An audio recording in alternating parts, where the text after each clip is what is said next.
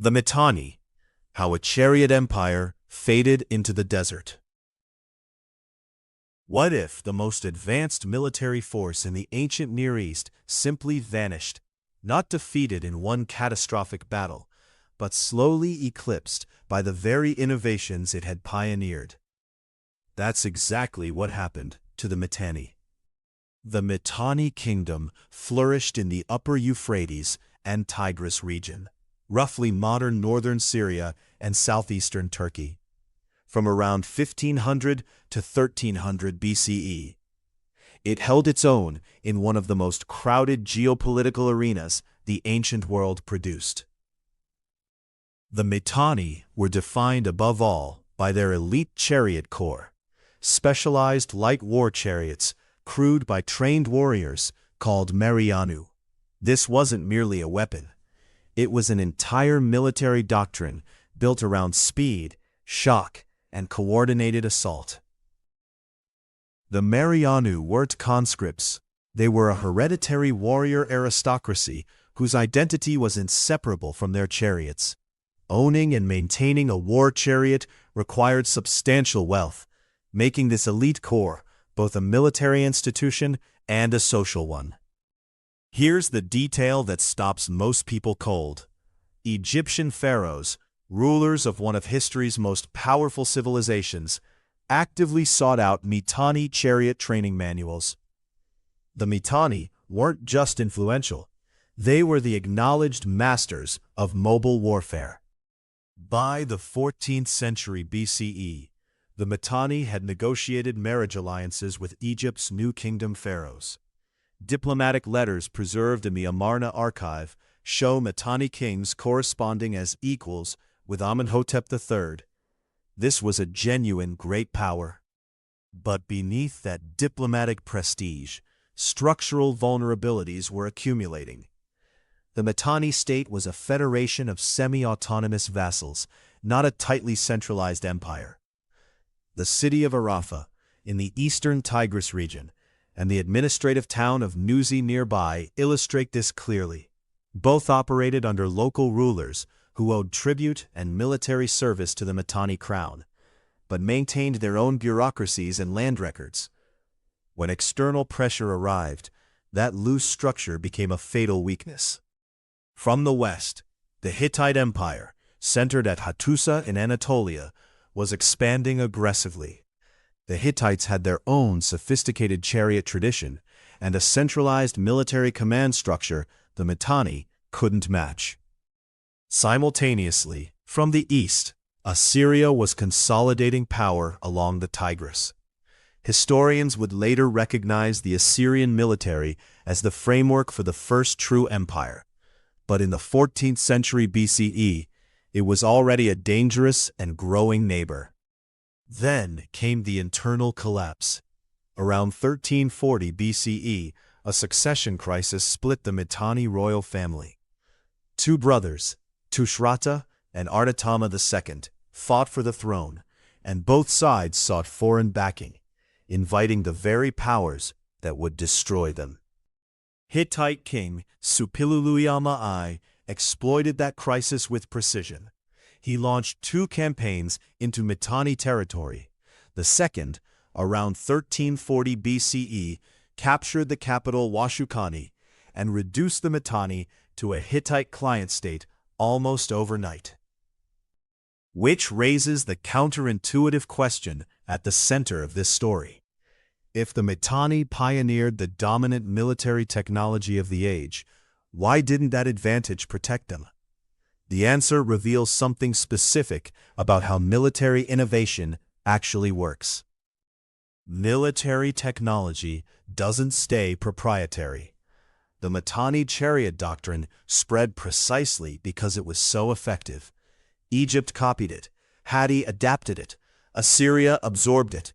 Once every rival fields a chariot corps, the original innovator loses its decisive edge. This exposes a persistent misconception worth correcting directly. More innovation isn't always better for a military organization. What matters is whether innovation translates into sustained organizational advantage, or simply gifts the technology to competitors. The Mitanni Chariot Corps was optimized for a specific tactical environment: flat steppe, massed formation clashes. When Hittite armies brought heavier chariots and combined arms infantry tactics, the Mitanni doctrine had no answer. They'd innovated once, then stopped. Contrast this with Assyria. Historians recognize the Assyrian military as the foundation for the first true empire, precisely because Assyria kept adapting, integrating siege engineering, logistics networks, and intelligence systems alongside its chariot forces. The principle here is stark. A military's capacity to adapt its organization, doctrine, and technology strategy determines whether it holds great power status. Invention alone isn't enough. The Mitanni invented. Assyria adapted. Only one of them survived. Remember the Marianu, the hereditary chariot aristocracy whose identity was fused to a specific military technology? That cultural investment became an institutional anchor. Reforming the chariot corps meant dismantling the social order. The Mitanni couldn't do it. This dynamic isn't confined to the Bronze Age. The French army in 1940 offers a precise modern parallel. It possessed more tanks than Germany and had pioneered armored doctrine in the 1920s, yet its identity was so anchored to WWY defensive thinking that it couldn't reorganize around mobile warfare when the moment demanded it. The institution calcified around a past victory rather than the next threat. Consider the U.S. Army's Transformation in Contact Initiative, a bottom-up model designed to drive adaptation at the unit level rather than waiting for top-down doctrine reform. It's a direct institutional response to the calcification problem the Mitanni never solved. But here's where the modern parallel gets uncomfortable. Military organizations, including the U.S. military, often develop what analysts call a pro-innovation bias. Initiatives get branded as innovative without delivering substantial novelty. The Mitanni suffered from exactly this dynamic in reverse. Their reputation for chariot mastery was so strong, it masked the stagnation underneath. Rivals assumed continued innovation. The Mitanni assumed their reputation was sufficient. Neither assumption held. After Suppilulima's campaigns reduced Mitanni to a client state, Assyria delivered the final blow. By roughly 1300 BCE, Assyrian king Adad-nirari I had absorbed the remaining Mitanni territories. The kingdom that had trained Egypt's armies ceased to exist.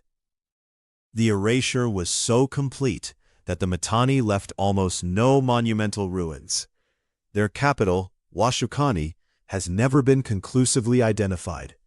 An empire that commanded the Near East for 2 centuries survives primarily in the archives of its enemies. The Amarna letters, Egypt's diplomatic archive, capture the Mitanni king Tushratta desperately requesting gold and military support from Pharaoh Amenhotep IV in the kingdom's final decades. The correspondence reads less like an ally and more like a client pleading for survival. The Mitanni life cycle, innovation, diffusion, stagnation, eclipse, isn't an anomaly. Consider the Spanish tercio, the dominant infantry formation of the 16th century, feared across Europe for over 100 years, until Dutch and Swedish armies adopted and refined linear musket tactics and rendered it obsolete by the 1630s. The tercio's commanders had the same problem as the Marianu. Their institutional identity was the formation itself, not the underlying principle of combined arms that had made it lethal. Or consider the Royal Navy in the early 20th century. In 1906, Britain launched HMS Dreadnought, a battleship so advanced it instantly made every other capital ship in the world obsolete, including Britain's own fleet. Within a decade, Germany had closed the gap entirely. technological leadership had lasted less than 10 years. The harder question the Admiralty faced, the same one the Mitanni never answered, was what comes after the decisive weapon everyone else has now copied. Assyria's longevity. It persisted for centuries after the Mitanni vanished, wasn't accidental. Assyrian kings institutionalized the Turtanu, a supreme military commander who could coordinate campaigns independently of the king, and built a provincial garrison system that prepositioned forces across conquered territories. When Tiglath-Pileser III reorganized the army around 745 BCE, he replaced feudal levies with a standing professional force paid directly by the crown. The institution outlasted every individual technology it deployed because it kept rebuilding itself from the inside. So, back to the opening question. How does the most advanced military force in the ancient Near East simply vanish? Not through one catastrophic defeat, but through the slower failure of institutional adaptation. The same failure that threatens any organization that mistakes past innovation for present security. The Mitanni aren't a cautionary tale that history filed away. They're a case study in how the gap between reputation and capability quietly widens until rivals walk through it. The Ottoman Empire traced almost exactly the same arc. Feared across 3 continents for its Janissary corps and artillery in the 15th century, then unable to reform those same institutions when European armies industrialized, because the Janissaries had become a political class too powerful to dismantle. That gap between Ottoman reputation and Ottoman capability was still being exploited in the 19th century. Here's the part that should genuinely surprise you. The Mitanni's most durable legacy isn't a monument or a dynasty. It's a horse training manual. The Kikuli text, written around 1345 BCE by a Mitanni horse trainer for the Hittite king, is the oldest known systematic training program for any animal in human history. The Mitanni Empire collapsed, but its methodology for conditioning war horses over a 214-day regimen survived in the archives of the very kingdom that destroyed it. Their knowledge outlasted their power by millennia. So, here's the question worth taking with you. When your organization celebrates an innovation, ask whether it's changing how the institution works or just changing what it calls itself. The Mitanni had the best chariots and the best reputation. What they lacked was a mechanism for asking that question before their rivals answered it for them. Thanks for watching. If you enjoyed this video, subscribe for more.